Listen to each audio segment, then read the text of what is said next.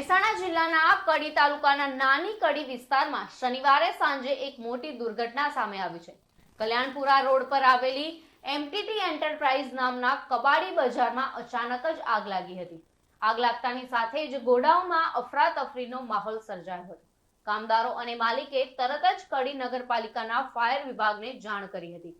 Fire ફાઇટરોની team તાત્કાલિક ઘટના સ્થળે પહોંચી હતી અને ભારે જહેમત બાદ આગને કાબૂમાં લીધી હતી. ગંભીર બાબત એ છે કે ગોડાઉનમાં કોઈ પણ પ્રકારના ફાયર સેફટીના સાધનો ઉપલબ્ધ ન હતા તથા આ અંગે ગોડાઉનમાં હાજર સલીમભાઈને પૂછવામાં આવ્યું ત્યારે તેમને કોઈ જવાબ આપવાનું ટાળ્યું હતું. આગ લાગવાનું ચોક્કસ કારણ હજુ સુધી જાણી શકાયું નથી અને આ ઘટનામાં મોટા પ્રમાણમાં ભંગાર બળીને ખાખ થઈ ગયું છે.